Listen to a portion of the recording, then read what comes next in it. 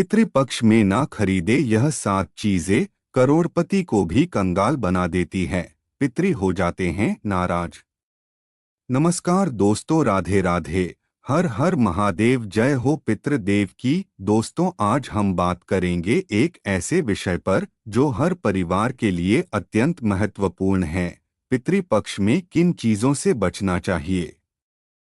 पितृपक्ष का समय हमारे पूर्वजों को श्रद्धांजलि देने का होता है, लेकिन क्या आप जानते हैं कि इस दौरान कुछ चीजें खरीदने से आपके पितृ नाराज हो सकते हैं। आज के इस वीडियो में हम जानेंगे कि किन 7 चीजों को पितृपक्ष में नहीं खरीदना चाहिए और क्यों ये आपके लिए अशुभ साबित हो सकती हैं। क्या आपने कभी सोचा है कि आपकी छोटी छोटी खरीदारी पितरों को कैसे प्रभावित कर सकती है।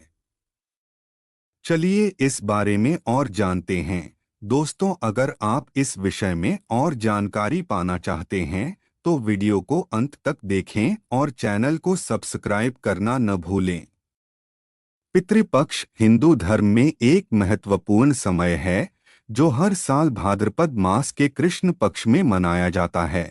यह वह समय होता है जब हम अपने पूर्वजों की आत्माओं को सम्मान देने का प्रयास करते हैं। इस अवधि में श्रद्धांजलि अर्पित करना, तर्पण करना और विशेष अनुष्ठान करना आवश्यक होता है। लेकिन क्या आप जानते हैं कि इस दौरान कुछ चीजें खरीदने से आपके पितृ नाराज हो सकते हैं। इस लेख में हम उन 7 चीजों के बारे में चर्चा करेंगे जिन्हें पितृपक्ष में नहीं खरीदना चाहिए। ये चीजें न केवल आध्यात्मिक दृष्टिकोण से हानिकारक हो सकती हैं, बल्कि आर्थिक दृष्टिकोण से भी समस्याएं उत्पन्न कर सकती हैं। एक धातु के बर्तन। धातु के बर्तनों का उपयोग प्राचीन काल से होता आ रहा है, लेकिन पितृपक्ष में इनकी खरीदारी को अशुभ माना जाता है। विशेष रूप से लोहे के बर्तन जो नकारात्मक ऊर्जा का संचार कर सकते हैं। यह माना जाता है कि ये बर्तन पितृ की आत्मा के साथ अनैतिकता का संचार करते हैं। यदि आपको बर्तन खरीदने की आवश्यकता है तो मिट्टी या कांच के बर्तनों का चयन करें जो प्राकृतिक और शुभ माने जाते हैं। कथा। एक बार एक धनवान व्यापारी ने पितृपक्ष में नए बर्तन खरीदने का निर्णय लिया। उसने सुंदर और महंगे लोहे के बर्तन खरीदे और घर में सजाए, लेकिन इसके बाद उसे आर्थिक परेशानियों का सामना करना पड़ा। उसके व्यापार में लगातार घाटा होता गया और अंततः वह कंगाल हो गया। तब उसके एक वृद्ध मित्र ने उसे बताया कि लोहे के बर्तनों ने उसके पितरों को नाराज कर दिया है। उसने मिट्टी के बर्तन खरीदकर उनका तर्पण किया, तब जाकर उसकी किस्मत में सुधार आया। 2 नया घर। पितृपक्ष के दौरान नया घर खरीदना एक जोखिम भरा कदम हो सकता है। यह न केवल धार्मिक दृष्टिकोण से बल्कि व्यावहारिक दृष्टिकोण से भी समस्या उत्पन्न कर सकता है। घर खरीदने के बाद परिवार में विवाद उत्पन्न हो सकते हैं और आर्थिक समस्याएं भी आ सकती हैं। नया घर अक्सर नए अनुभवों और खुशियों का प्रतीक होता है, लेकिन यदि इसे पितृपक्ष में खरीदा जाता है तो यह आपके पितरों के प्रति असम्मान का संकेत भी हो सकता है। कथा। एक परिवार ने पितृपक्ष के दौरान नया घर खरीदा।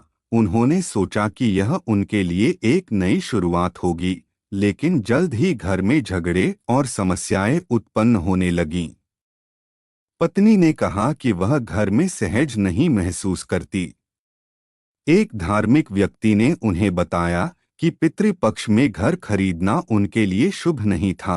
अंततः उन्होंने पूजा अर्चना की और घर को शुभ मुहूर्त में खरीदा, जिससे घर में शांति और आनंद लौटा। 3 पौधे। पौधों का हमारे जीवन में महत्वपूर्ण स्थान होता है, लेकिन कुछ पौधे जैसे नीलकंठ या तुलसी पितृपक्ष में खरीदने से बचने चाहिए। यह मान्यता है कि नीलकंठ के पौधे घर में नकारात्मक ऊर्जा का संचार करते हैं। यदि आप पौधे लगाना चाहते हैं तो इस समय में अन्य शुभ पौधों को प्राथमिकता दें, जैसे कि पीपल या बरगद, जो पितृ के लिए शुभ माने जाते हैं। कथा। एक व्यक्ति ने अपने घर में सुंदर नीलकंठ के पौधे लगाए, लेकिन उसके बाद उसके परिवार में हमेशा झगड़े होते रहे। एक दिन उसकी दादी ने बताया कि नीलकंठ के पौधे ने घर में नकारात्मक ऊर्जा का संचार किया है। उसने तुरंत पौधों को हटा दिया और पीपल का पौधा लगाया। इसके बाद घर में सुख शांति लौट आई। 4 शराब और मांस। पितृपक्ष में शराब और मांस की खरीदारी को सबसे बड़े अपराधों में से एक माना जाता है। ये न केवल पितृ को नाराज करते हैं, बल्कि परिवार के सदस्यों के स्वास्थ्य और मानसिक शांति पर भी बुरा प्रभाव डालते हैं।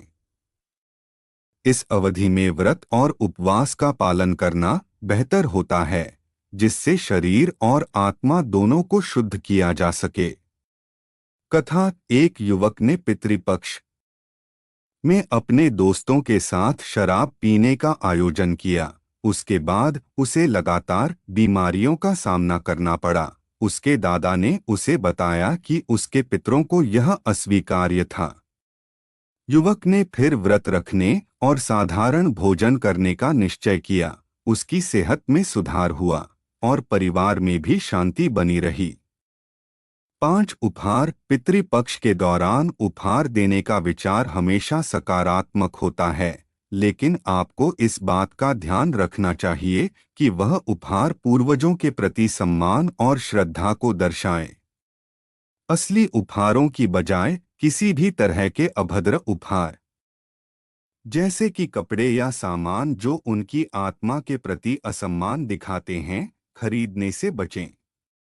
कथा। एक महिला ने पितृपक्ष में अपने मित्र को एक महंगा उपहार देने का सोचा, लेकिन उसने एक कपड़ा खरीदा जो अशुद्ध था। जब उसने उपहार दिया, तब उसे अनजाने में अपने पितरों का अपमान करने का एहसास हुआ। इसके बाद उसने अपने पितरों की याद में पवित्र वस्त्र खरीदकर उन्हें अर्पित किया। इससे न केवल उसके पितरों का आशीर्वाद मिला, बल्कि उसके मित्र के साथ भी संबंध बेहतर हुए।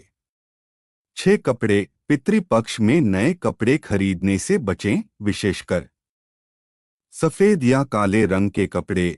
ये रंग पितृपक्ष की ऊर्जा के खिलाफ माने जाते हैं। यदि आपको नए कपड़े खरीदने की आवश्यकता है, तो हल्के रंगों का चयन करें।